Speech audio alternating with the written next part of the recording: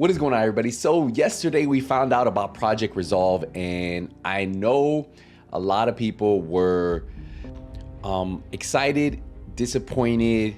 It was just a mixed emotions because of the fact that they started off the stream right off the bat saying that the DLC we were supposed to get in probably, I think it was like June time frame for 2024 was being pushed till the next year in 2025. So we aren't getting a DLC until 2025.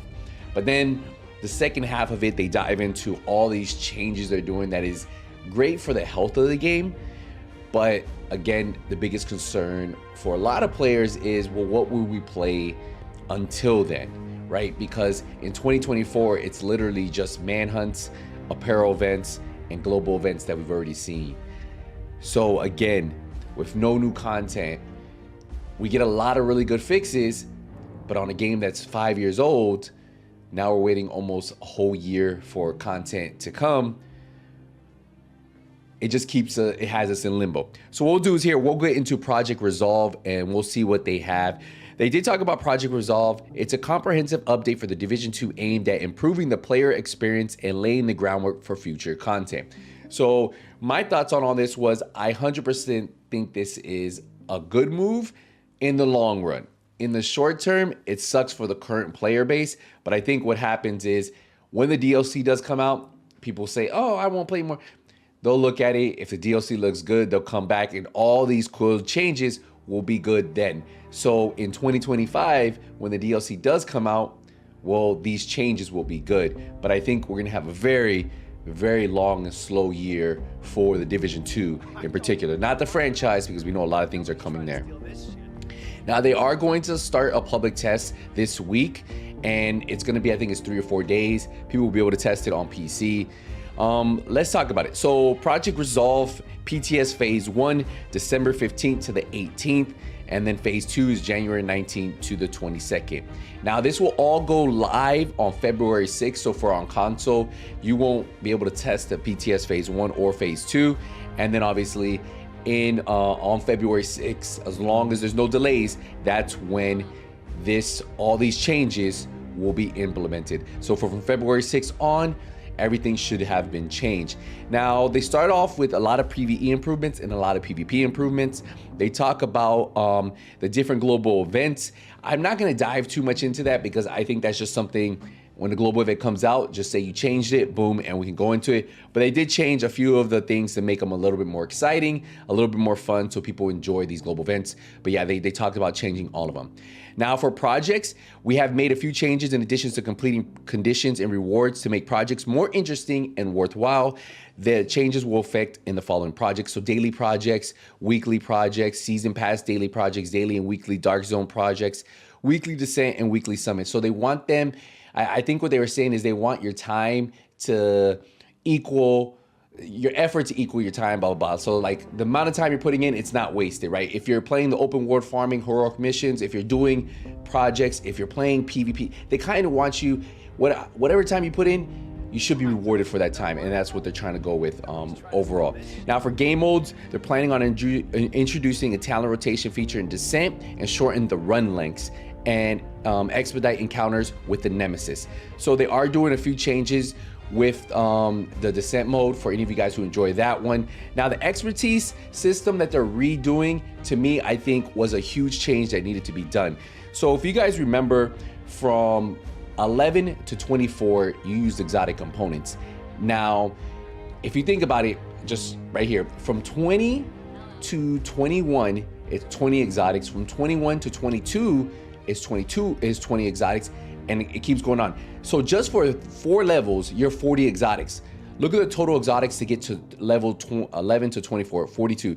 So that's actually a huge change, way better than before. So it's 42 across the board. So that means getting to level 24 is actually doable now. My biggest question is what happened to everybody who got to 22? Like I have a lot of gear. I have a lot of weapons that are 23. What do? I just lost it. That sucks. Will I be farming exotic components? Probably not right now, but maybe they'll do a compensation package for all the people who have gear that's higher than 23, 24, maybe give us some exotics, right? Maybe give us like 100 or so. That'd be kind of cool. But yeah, so they made it a little bit easier. Now players don't have to spend, like, it's very time consuming, and they finally changed it. Much needed. Thank you. Weapon balancing, the general buff balance passes aims to enhance the appeal of less popular weapons and make them more engaging for all agents. We already know this, right? We have like the ACR, we have the G36, weapons that look good, that would be fun to use, the CTAR, but you can't, because they just not on par with some of like the better weapons, the Police M4, the FAMAS, and stuff like that. The changes made to standard weapons may have an impact on named and exotic weapons that are derived from them. However, to avoid unintentional overbuffing exotic and named weapons, certain buffs may not carry over. While most weapons are expected to inherit the base weapon buffs, some may remain unchanged. Additionally, all exotic weapons' third attributes will be reconfigurable. So that's cool. So what they're saying there is your base weapons will all be changed. Now, if there is a named weapon tied to that base weapon, it might not change because that named weapon might be too powerful. So maybe like the Kingbreaker, if they buffed it, I don't think they're going to, but the base one, they probably won't buff the Kingbreaker because it's already really strong. Now, they did say the exotic weapons, like the Eagle Bearer, you will be able to re-roll that third attribute, so you can put damage to armor on that, the capacitor. That's actually pretty cool. One thing they did mention in the stream is damage targets out of cover might be getting a rework or a nerf, because it is what everybody just puts it in. It doesn't make any sense to add anything else. So, but right now they're not changing it. Gear balancing. Our objective is to enhance the strength of 2 to 3 pieces brand sets in order to reward players for committing to a specific brand sets. We want to make 3-piece bonuses more enticing. I've said this for years, that the 2-piece, 3-piece on a lot of sets people don't use. Like, you know, like it's just not worth it on a lot of the sets. So if they somehow can create really enticing reasons to use those, people would try different builds, and maybe build diversity will come back. So that is actually really good. New features. We have made several improvements to the inventory system. We have added a new menu called Tinkering, which combines the features of optimization, recalibration into one convenient location. This menu, along with the expertise menu and talent attribute library, now has a separate tab in the inventory that can be accessed from anywhere. So that means you can recalibrate at a checkpoint, which I thought was amazing, because remember when you're in the dark zone, you can recalibrate everything. Very, very cool feature that they're changing. Thought it was actually really cool. Where it goes, we will also adjust the optimization cost to reduce the expenses associated with upgrades. Additionally, we have introduced an option to directly send an item to the stash with the warning if the stash is full. Furthermore, we have implemented a feature that displays the stash item count when approaching it, eliminating the need to access and check the inventory. So that's actually good too. Now, quality of life updates, they had a bunch of them, and I think these are just a few they're talking about. We have made some significant changes to the loot crate system in the open world. Loot crates will now scale to the world difficulty. So hopefully we won't see purple items anymore. Additionally, we are introducing a new feature that allows players to instantly use the armor kit to replenish 25% armor with a 5-second cooldown. Now that right there is actually very, very cool. I think they should raise that to maybe 50% armor, because again, 25% armor isn't that much. I think 50% might be a little bit better, but I guess obviously this is PTS1. This could change. I think maybe like 50% would be good. And then if you're gonna hold it, you'll get 100%. So give us half of it at least. I think that would be a little bit better.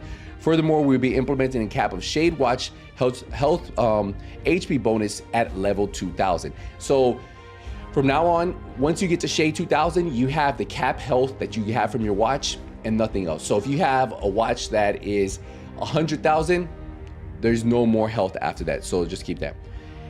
To avoid duplicates and clutter the mod space needlessly, we want to make skill mods inventory management more effective. Each bonus can only be owned once. So now it will be like a drop-down menu on your skills.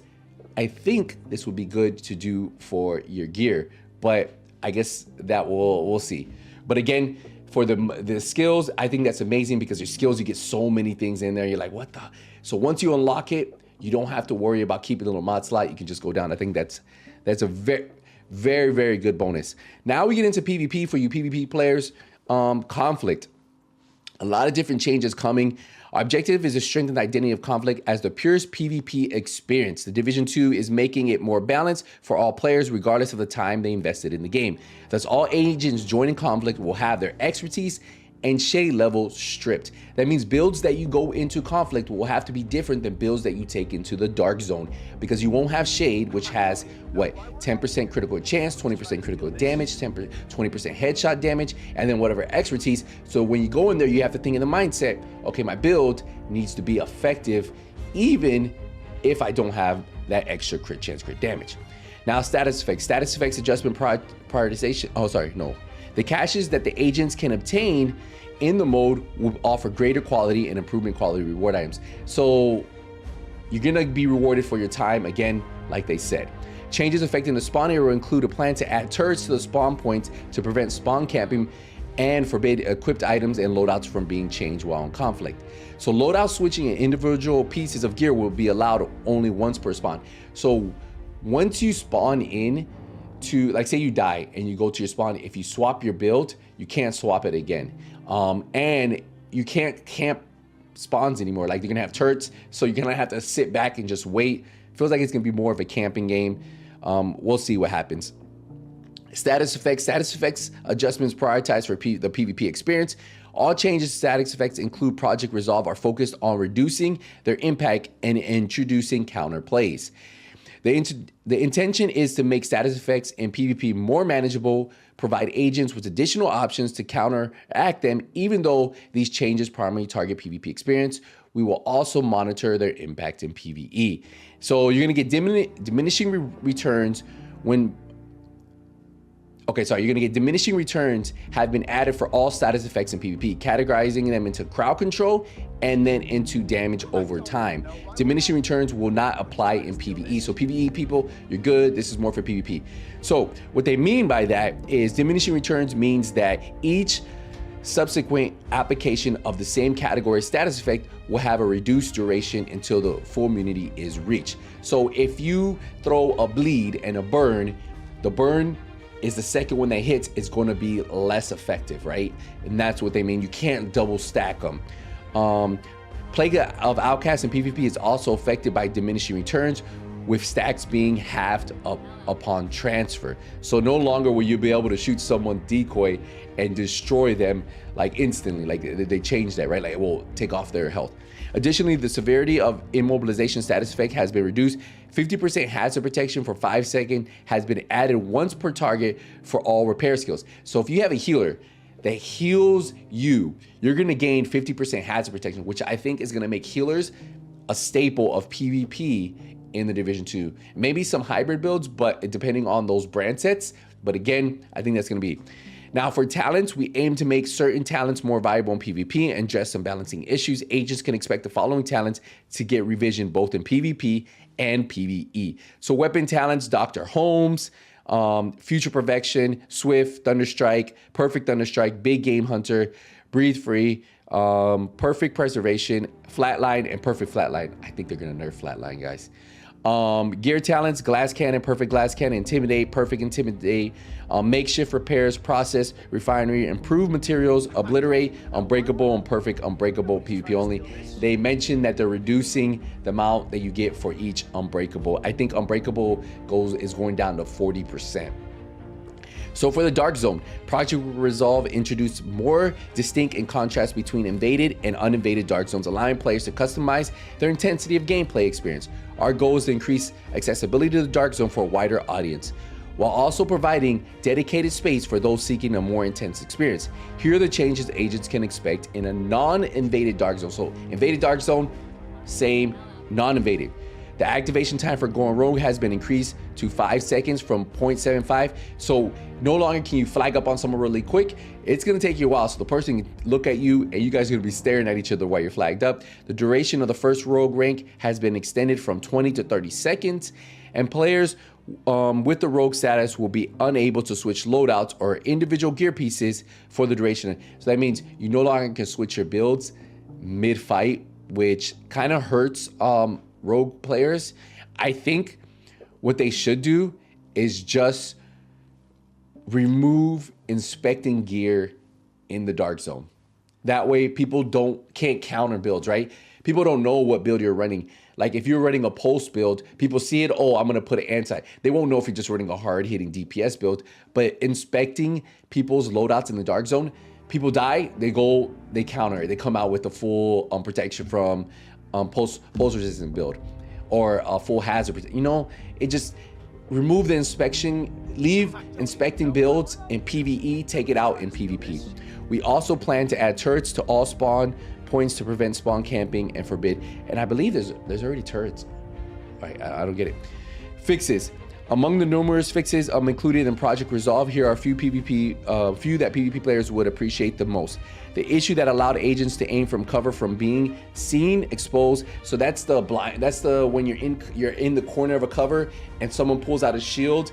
They can see you, but you can't see them. They remove that. The issue that allowed agents to shoot using any scope while their hitbox is fully protected by prompts when using a shield. Oh, that was it right there.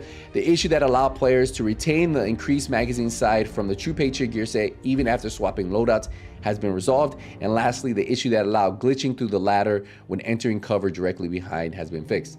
Hey, that's been a while. And to learn more the proposed change and upcoming fixes, watch the most recent live stream on the Twitch channel. And we actually watched it together. So at the end, as I said, this was needed, right? This 100% was needed. The big thing is the DLC for the Division 2 got pushed, so not a lot of content coming.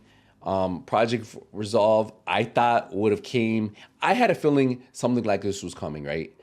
I just thought this would have dropped with the DLC all in one package. Project Resolved, the big DLC, everybody's hyped. Yo, you kind of like Warlords. You remember when we got Gear 2.0? I thought that's what Project Resolve was gonna be. It was gonna drop, the DLC was gonna drop with it. People would be hyped, all these changes, new DLC. It didn't happen that way, but all right, guys, let me know what you think in the comments. I'll see you in the next one. Ain't nothing but skills out.